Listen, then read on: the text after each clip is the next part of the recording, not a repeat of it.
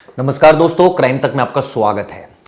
Lawrence का ये episode number 3 है। हम लॉरेंस के इतिहास के बारे में आपको बता रहे थे। मैंने 2 वीडियो इस पर बनाई है और आपको बताया किस तरह से वो जेल में रहते रहते दोस्ती करता रहा, उसके अलग अलग दोस्त बनते रहे और उसके बाद एक एक करके अलग अलग लोगों का मर्डर करता रहा या करवाता रहा। शुरुआत से हमने बताया किस तरह से वो खुद मर्डर में शामिल था, उसने खुद मर्डर किया और उसके बाद वो मर्डर करवाता रहा, प्रोटेक्शन मनी लेता रहा, लेकिन बीच बीच में उसको झटके भी लगते रहे। जब हमने बात की थी कि जेल सुपरिटेंडेंट के साथ भी उसने मारपीट कर दी थी, वहां भी मुकदमा दर्ज हो गया था। अब मैं आपको दोस्तों कहानी सुनाने जा रहा हूं 2017 की। मैंने कल जो वीडियो बनाई थी उसमें आपको बताया था कि 2017 का मैं कुछ पार्ट आपको अभी नहीं बता रहा हूं, जो मैं आज आपको बताने जा रहा हूं। क्या था 2017 में? हम सबको पता है कि इसकी दोस्ती जो लॉरेंस की हो गई थी वो संदीप काला जठेड़ी से हो गई थी। संपत नेहरा दोस्त था, दीपक इसका दोस्त था, टिन्नू भवानी, राजू बसौदी इसका दोस्त हो गया था। अब ये सब गैंग बन गया था और लगातार ये घटनाओं पर घटने अंजाम दिए जा रहा था। अब ये जो कबूलनामा है मैं वही पढ़ के आपको आगे उसको शुरुआत कर रहा हूँ। 2017 के अंत में मैंने जोधपुर में अपने गैंग को मजबूत करने के लिए अब जोधपुर पहुंच गया था लॉरेंस बिश्नोई, यानी जोधपुर जेल में था। वहां उसने सुनील श्रीराम हॉस्पिटल का जो चेन का जो मालिक था और कुछ और लोगों पर उगाही के लिए फायरिंग करवाई और दोनों आप सोचिए कि उगाही के लिए उसने ये फायरिंग करवाई और 50-50 लाख की फिरौती वसूली। ये मैं कल आपको थोड़ी सी मैं इसका हिंट दे चुका था। अब आगे बढ़ता हूं। अब क्या हुआ था? जोधपुर जेल में रहते हुए वीरेंद्र को अंबाला जेल से भगाने की प्लानिंग मैंने रची। ये उस वक्त जब जोधपुर जेल में था, जब बंद था, तो इसने प्लानिंग रची क्योंकि इसके कई सारे अब दोस्त थे, अलग अलग जेलों में बंद थे। अब ऑब्वियसली उनकी भी मदद करनी है। और मैं एक चीज़ नोटिस कर रहा हूँ इसके कैरेक्टर में लॉरेंस के, कि ये अपने दोस्तों की मदद कर रहा था इन टर्म्स ऑफ उनको भगाने के लिए, क्योंकि अगर वो भगाएगा तो नेचुरली उनके पक्के दोस्त बनेंगे। तो इसने क्या किया, वीरेंद्र काला राणा को अंबाला जेल से भगाने की प्लानिंग बनाई, लेकिन मेरे भेजे हुए गैंग के सदस्यों को पुलिस ने गिरफ्तार कर लिया, पकड़े गए, यानी कि वो भाग नहीं सका, प्लानिंग फेल हो गई। इसके बाद ये बताता है मैंने अपने गैंग के हीरू और विष्णु के द्वारा जोधपुर के 3 लोगों के ऊपर गोलियां चलाई और तीनों से फिरौती वसूली। 3 लोगों पर गोलियां चलाई। जैसे मैंने बताया बहुत सारे इसके दोस्त बन गए थे, लेकिन अब एक इसकी जीवन में एक और टर्न आने वाला था, जो कि इसकी दोस्ती होने वाली थी आनंद पाल गुर्जर से। हम सबको पता है आनंद पाल गैंग बहुत फेमस गैंग है, राजस्थान का गैंग था। अब कैसे इसने उस गैंग से भी अपनी दोस्तियां करी और कैसे वो दोस्ती पक्की हो गई, ये मैं आपको बताने जा रहा हूं। अजमेर जेल ट्रांसफर हो गया था इसका। मेरी मुलाकात आनंद पाल गैंग के सदस्यों से हुई और आनंद पाल के छोटे भाई विक्की पाल से इसकी दोस्ती हो गई।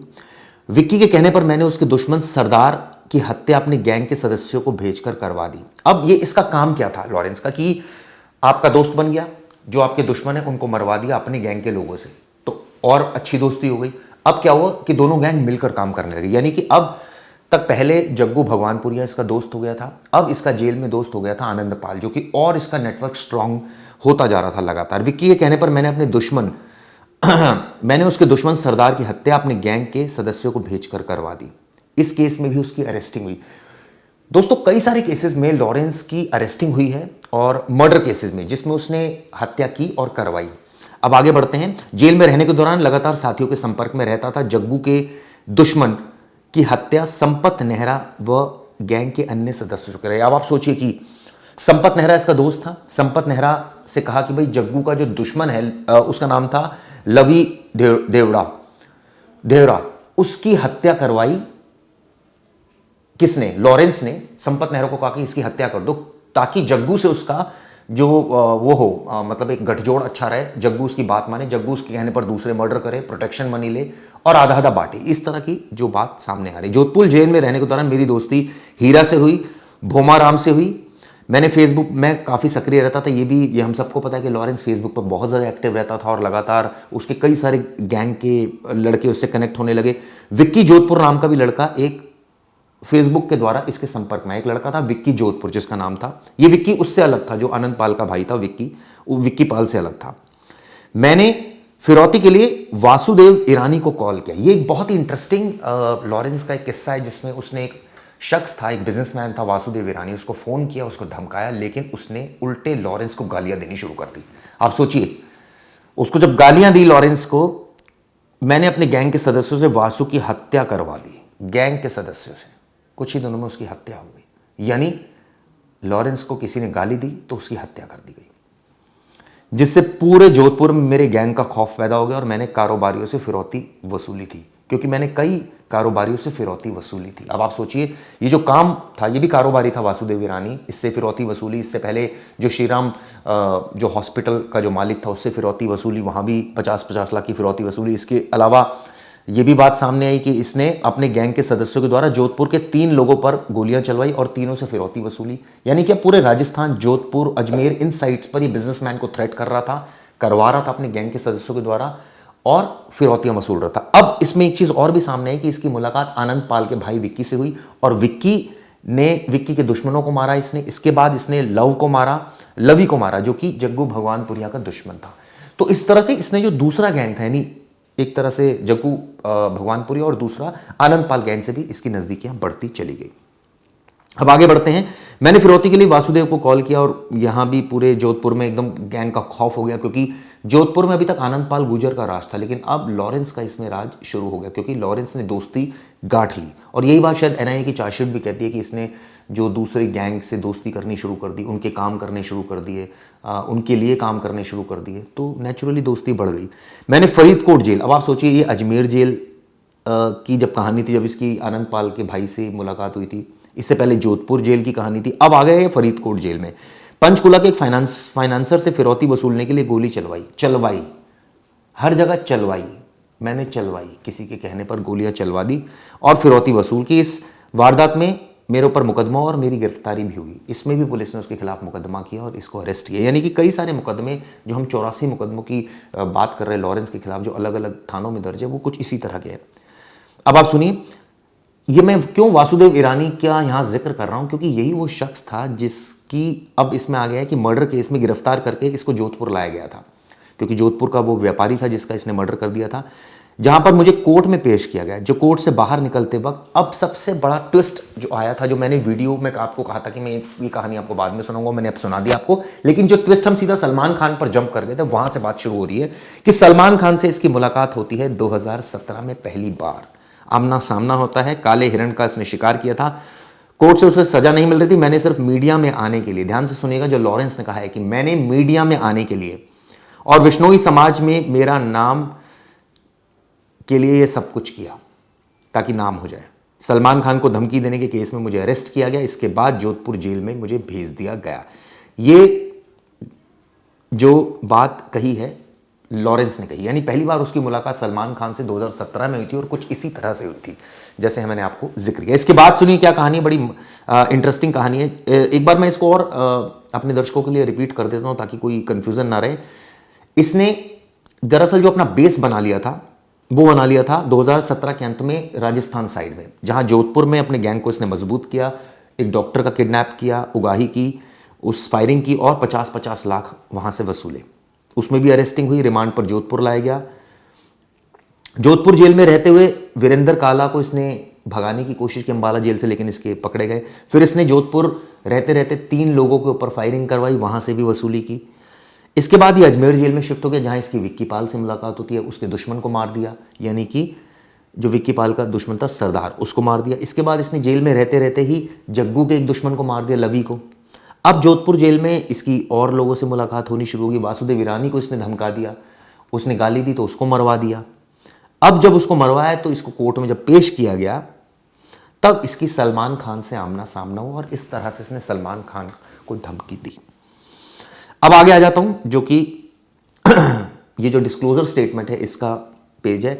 हरियाणा राजस्थान बॉर्डर पर शराब तस्करों से प्रोटेक्शन मनी लेने के दौरान वहां का लोकल बदमाश अजय बीच में आ रहा था। अब एक और बदमाश बीच में आ गया था लॉरेंस के, जब वो प्रोटेक्शन मनी ले रहा था। अब आप देखिए प्रोटेक्शन मनी किन लोगों से ले रहा है, जो अवैध धंधा कर रहे हैं, यानी कि शराब तस्करी जो कर रहे हैं, जो सट्टेबाज लोग हैं और जो मेनली शराब तस्करी थे।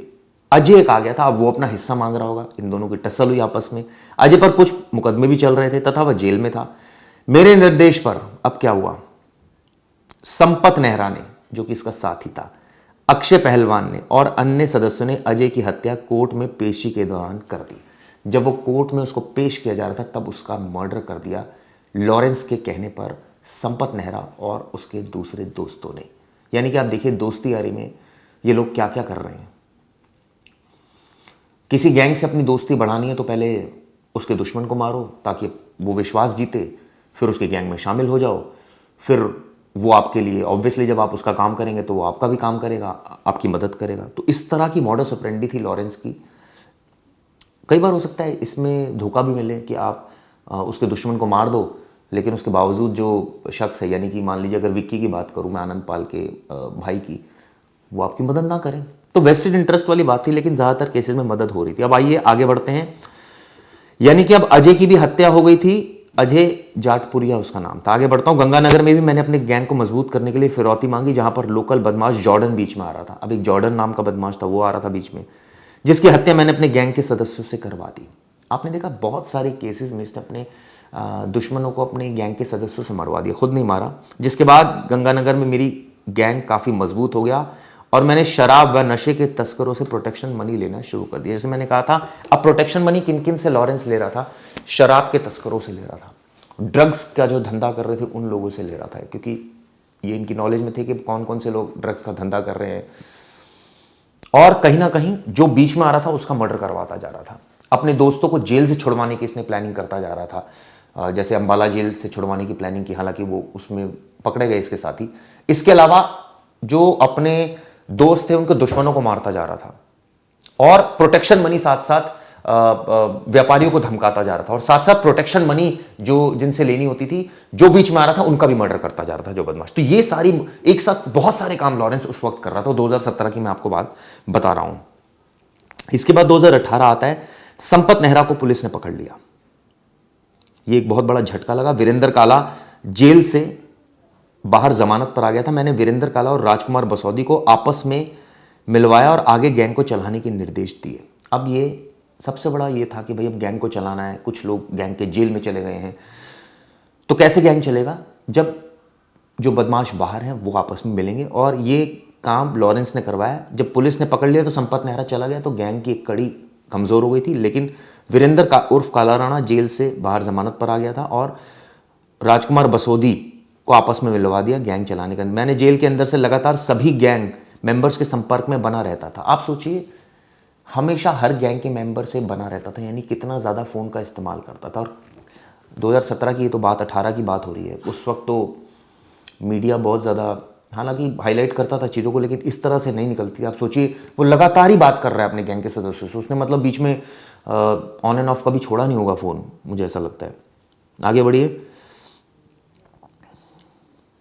इस बीच नरेश सेठी, संदीप उर्फ काला जठेड़ी ने मेरी बात सचिन एलियस भांजा से करवाई, जो कि दुल्हेड़ा गांव का रहने वाला था, और उसने भी गैंग के लिए कई वारदातों को अंजाम दिया। अब आप देखिए, दोस्त का दोस्त गैंग में आ रहा है और वो गैंग के लिए काम कर रहा है, और गैंग बढ़ता जा रहा है, प्रोटेक्शन मनी आ रही है। ये सारी डिस्ट्रीब्यूशन किस तरह से हो रहा था पैसों का? यानी कि अगर मान लीजिए शराब तस्करी से 50 लाख रुपए आए, तो कैसे डिस्ट्रीब्यूशन हो रहा था? हथियार भी खरीदने थे, गैंग के सदस्यों को भी देने थे, उनके रहने खाने का भी इंतजाम करना था। तो बहुत सारी चीज़ें साइड बाय साइड, ये गैंग एक तरह से पूरा बिजनेस रन हो रहा था। ये इसको कहा जाए तो कुछ गलत नहीं होगा। मेरी गैंग के अंकित भादु का चंडीगढ़ में पुलिस ने इनकाउंटर कर दिया। अब एक सेटबैक लगा लॉरेंस गैंग को जब अंकित भादु का एनकाउंटर कर दिया गया, जिस कारण गैंग के सदस्यों में दहशत बन गई। अब डरने लगे लोग कि भाई अब हो सकता है हमारा भी एनकाउंटर हो जाए, पुलिस इनका भी एनकाउंटर कर दे। ये एक बहुत बड़ा ट्विस्ट था जब गैंग बिखरने की कगार पर आ गया 2018 में, जब गैंग का जो मेन सदस्य था अंकित भादु, उसको मार दिया गया। मैंने गैंग की सेफ्टी सुचारू कार्रवाई चलाने के लिए अब इस समय ज़रूरी था कि गैंग को जो दहशत है उसको ख़त्म की जाए और उसको एक बहुत कोऑर्डिनेटेड वे में चलाया जाए। उसके लिए क्या किया लॉरेंस ने? संदीप यानी काला जठेड़ी से मशवरा किया, वीरेंद्र काला से किया, बसौदी से किया, को थाईलैंड जाने के लिए तैयार किया। अब अपने देश में था खतरा, पुलिस का दबाव बढ़ता जा रहा था, मुकदमे दर्ज होते जा रहे थे। तो ऐसे में सबसे ज़्यादा सेफ जगह थी वो थी विदेश भाग जाओ और वहाँ से अपना क्राइम ऑपरेट करो, क्योंकि यहाँ तो आप पकड़े जा सकते हो। यहाँ तो लगातार शिकंजा कसता जा रहा है, गैंग के सदस्यों के बारे में मुखबरी होती जा रही है। तो ये पहली बार जब इस गैंग का एक तरह से कहा जाए इंटरनेशनली एक्सपेंशन हुआ, यानी कि अंतर्राष्ट्रीय स्तर पर इस गैंग का विस्तार हुआ, वो कुछ इस तरीके से हुआ कि जब यहाँ दबाव बहुत ज़्यादा बढ़ने लगा भारत में, और ख़ासकर पुलिस ने बहुत सारे मुकदमे कर दिए, एनकाउंटर करने शुरू कर दिए, तो गैंग के सदस्य डर गए।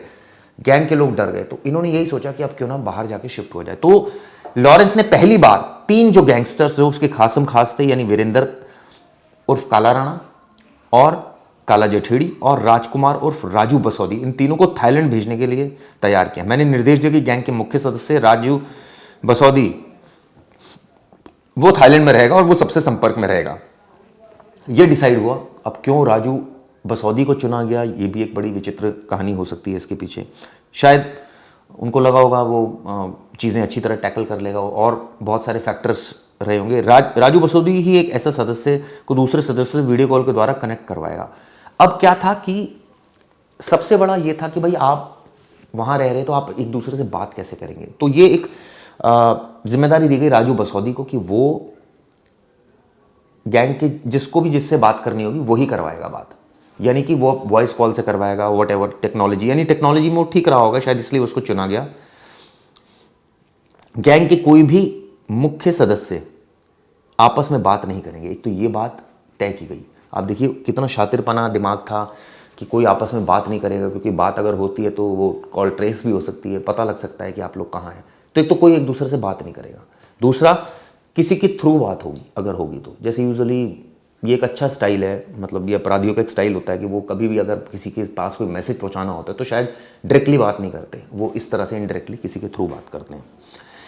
किसी भी सदस्य को कोई मैसेज किसी दूसरे सदस्य को देना होगा तो राजू बसौदी ही कन्वे करेगा। मतलब राजू बसौदी को पिन पॉइंट बना दिया गया, उसको एक तरह से कोऑर्डिनेटर बना दिया कि उसके थ्रू ही सारी जो कम्युनिकेशन होगा वो उसके थ्रू ही होगा, क्योंकि वो थाईलैंड में उसको बैठा दिया गया।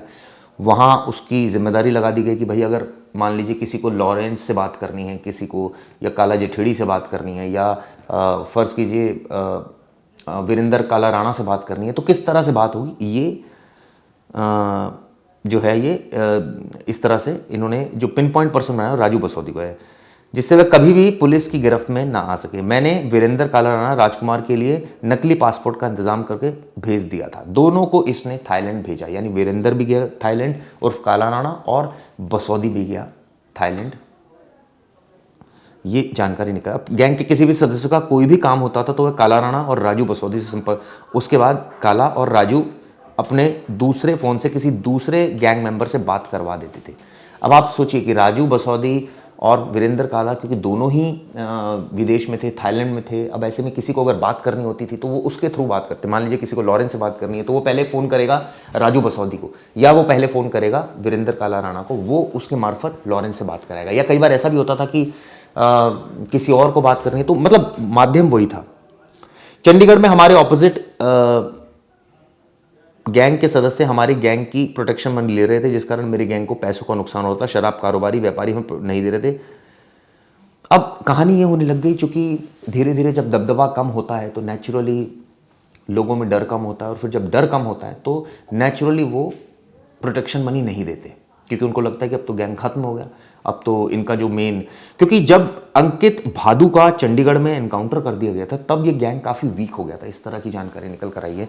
थाईलैंड 2 वीरेंद्र उर्फ काला राणा को भगा दिया लॉरेंस ने, इसके अलावा जो दूसरा था बसौदी उसको भी वहाँ सेटल करा दिया, ताकि अब गैंग चलेगा विदेश से।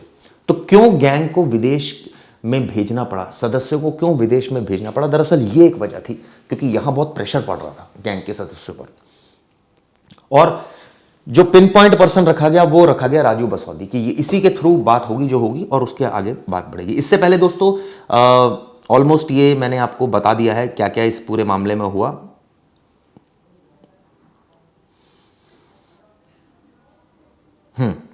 अब इसमें मैं आपको बताता हूं, चंडीगढ़ में हमारे ऑपोजिट गैंग के सदस्य लगातार हमारी गैंग की प्रोटेक्शन मनी ले रहे थे। अब इससे ऑब्वियसली नुकसान होता। चंडीगढ़ में एक प्लॉट पर भी विरोधी गैंग का सोनू शाह कब्जा करने की कोशिश कर रहा था। एक गैंगस्टर था सोनू शाह, जो विरोधी गैंग का था, इनका कोई प्लॉट था उस पर कब्जे, इसलिए मैंने अपनी गैंग के राजकुमार बसौदी व अन्य सदस्यों से सोनू की गोली मारकर हत्या करवा दी, जिससे उसका एक अन्य इस वारदात को अंजाम देने के बसौदी ने देश से बाहर रहकर सारा इंतजाम किया था। मैंने अपनी गैंग को हरियाणा, राजस्थान, पंजाब बॉर्डर में सबसे ताकतवर बनाए रखने के लिए अपने दुश्मन जयपाल गैंग के सदस्य मनप्रीत सेखू की हत्या राहुल व गैंग के अन्य सदस्यों से करवा दी थी। अब देखिए गैंग के अन्य सदस्य कौन कौन थे। मनप्रीत सेखू भी मारा गया था। अपने दुश्मन जयपाल गैंग के सदस्य, जयपाल गैंग था जो कि एंटी गैंग था, उसका सदस्य था मनप्रीत, उसकी हत्या राहुल जो कि हरियाणा का रहने वाला था और गैंग के अन्य सदस्यों से करवा दी थी। इसके अलावा जो लॉरेंस ने क्या किया था, सोनू शाह कब्जा करने की कोशिश कर रहा था, मैंने अपने गैंग के बसौदी और अन्य से सोनू की भी हत्या करवा दी थी। यानी कि आप देखिए फिर यही कहानी, यानी कि लगातार हत्या पे हत्या वो करवा रहा था और इस तरह से उसकी कहानी आगे बढ़ रही थी। इस वीडियो में मैंने दोस्तों आपको बहुत सारी चीज़ें बताने की कोशिश की, किस तरह से गैंग बिखरा, किस तरह से अंकित भादु का एनकाउंटर हुआ, उसके बाद कैसे थाईलैंड में राजू बसौदी शिफ्ट हो गया। इसके बाद जो आखिरी कहानी ये बताती है कि किस तरह से सोनू शाह का मर्डर करा गैंग के सदस्यों ने, लॉरेंस गैंग के। इसके अलावा एक विपक्षी गैंग था जयपाल गैंग, उसके मनप्रीत सेखू का भी, मन्ना जिसको कहा जाए, उसकी भी हत्या की। आप ये देखिए। इसके अलावा मैंने आपको बताया किस तरह से ये जो पूरा गैंग था इसको जोड़ने की कवायद में लगा रहा कौन, यानी लॉरेंस बिश्नोई। ये भी पता चला कि भाई एक कोई अजय नाम का बंदा इनके प्रोटेक्शन मनी के बीच में आ रहा था, उसको इसका मर्डर कर दिया। इसके अलावा बहुत सारे बिजनेसमैन से इन्होंने फिरौतियाँ वसूली। जेल में इन्होंने जो आनंद पाल के भाई विक्की से भी दोस्ती करी, दुश्मनों को मारा, उनके जग्गू के दुश्मनों को मारा। तो इस तरह से गैंग के साथ ये लगातार जुड़ते चले गए, कई सारे गैंग के साथ। और अजमेर जेल में हमने बताया किस तरह से ये सारी हुआ। इन्होंने वासुदेव ईरानी को भी कॉल किया था, उसको धमकाया, फाइनली उसको भी मरवा दिया। तो ये जब सारी चीज़ें की तो इनके गैंग का दबदबा राजस्थान साइड में भी होने लगा, क्योंकि इनको सपोर्ट आनंद पाल गुर्जर कर रहा था, उसका भाई कर रहा था। इस बीच पहली बार जब सलमान खान कोर्ट में पेश हुआ तब आमना सामना लॉरेंस का हुआ और तब भी ये बात सामने आई कि उसने ये साफ बोला कि मैंने मीडिया में आने के लिए, अपने समाज में बने रहने के लिए इस तरह की बात बोली थी कि मैं उसका कत्ल कर दूंगा। इससे पहले मैंने दोस्तों आपको बताया किस तरह से 2017 के अंत में जब इसने 50-50 लाख की फिरौती जो है वो मांगी थी, किससे, डॉक्टर सुनील से, जो राजस्थान में श्रीराम हॉस्पिटल के नाम से चेन चलाते थे, जोधपुर के एक ट्रैवल कंपनी के मालिक। इन दोनों पर फायरिंग करवा दी, इन दोनों से 50-50 लाख रुपए ले लिए। ये थी कहानी। अभी इसमें और भी बहुत सारी चीजें बची है जो मैं आपको अगली वीडियो में बताऊंगा, लेकिन इसमें इस कहानी से क्या समझ में आ रहा है, इस कहानी से समझ में आ रहा है कि अपने गैंग को, दुश्मनों को मारते चले जाओ, दोस्त बनाते चले जाओ दूसरे गैंग के सदस्यों को। इसमें हमने ये देखा किस तरह से अंबाला जेल से उसने छुड़ाने की कोशिश की संपत नेहरा को, यानी दोस्तों के लिए उसने बहुत कुछ किया। लॉरेंस बिश्नोई ने दोस्तों के लिए उसने गोलियां तक चलवाई, उनको छुड़वाया, ताकि एक पक्की दोस्ती हो जाए, विश्वास कायम हो जाए, ताकि दूसरे गैंग के यानी जग्गू को ये लगे या विक्की को ये लगे, विक्की पाल को, कि ये अब हमारा बंदा है, ये हमारा बंदा है और ये हमारे, इसने दुश्मनों को मारा है तो ये अब हमारा बंदा है, तो अभी हमारा बंदा है तो इसकी मदद करो, जो ये कह रहा है करो। इसी तरह उसने शराब तस्करों पर शिकंजा कसने लगा, जो बीच में आ रहा था शराब तस्कर के उसको मारना शुरू कर दिया, जो उससे प्रोटेक्शन मनी। तो इनकी प्रोटेक्शन मनी लगातार बनी रही। और उसके बाद जब भादु का एनकाउंटर हो गया पुलिस द्वारा, जब इनको लगने लगा कि अब तो भाई हमारे देश में हमें ही दिक्कत होने लगी है, पुलिस एनकाउंटर पर एनकाउंटर कर रही है, गैंग में दहशत फैल गई। अब क्या था कि अपने दोस्तों को इसने सेटल भी करना था, अपने ये एक तरह से गैंग को बिजनेस की तरह चला रहा था। आप सोचिए कि उसको सेटल करना था अपने गैंग को, तो इसने क्या किया, इन दोनों को विदेश भेज दिया, थाईलैंड भेज दिया। किसको, बसौदी को थाईलैंड भेजा, वीरेंद्र कालाराणा को थाईलैंड भेजा, और वहां से गैंग अब ऑपरेट होना शुरू हो गया था। और अब कहानी इसके बाद शुरू होती है, जो मैं आपको अगली वीडियो में बताऊंगा, कैसे अब ये गैंग इंटरनेशनल लेवल पर इसकी पकड़ बननी शुरू हो गई थी, क्योंकि देश में खतरा था, पुलिस सख्त हो रही थी, गैंग टूट रहा था, प्रोटेक्शन मनी आनी बंद हो गई थी, क्योंकि अब लगने लगा था दुश्मनों को कि अब तो इनका दबदबा खत्म हो गया है, क्योंकि पुलिस ने एनकाउंटर कर दिया है और इनके गैंग के सदस्य डरने लगे थे। तो ये कहानी मैंने इस वीडियो से आपको बताने की कोशिश की कि लॉरेंस के बेसिकली किस तरह से अपराध की जर्नी रही, कैसे उसने दुश्मनों की मदद की, कैसे उसने उसके बाद दुश्मनों की मदद, इनफैक्ट दुश्मनों को मारा जो इनके सहयोगी थे, उसके बाद कैसे इसने दोस्तों को छुड़वाया, यानी दोस्ती के लिए उसने बहुत कुछ किया। और शायद यही वजह थी कि उसका गैंग लगातार नेटवर्क बड़ा होता चला गया। एक आध धोखा भी उसको मिला होगा कि जिसका उसने काम किया उसने उसकी फिर भी मदद नहीं की, लेकिन ज़्यादातर लोग ऐसे नहीं होते दोस्तों। आप किसी की मदद करते हैं तो वो भी आपकी मदद करता है। शायद इस केस में भी ये देखने को मिला। अगली वीडियो में आपको मैं ये बताऊंगा कि इस गैंग का इंटरनेशनल एक्सपेंशन थाईलैंड से कहां कहां हुआ और कैसे ये गैंग आगे बढ़ा। ये वीडियो कैसी लगी जरूर बताइएगा। इसके क्रम में मैंने 2 और वीडियो बनाई हैं दोस्तों, वो भी देखिएगा, तभी आपको पूरी कहानी और क्रिस्टल क्लियर तरीके से साफ होगी। धन्यवाद दोस्तों।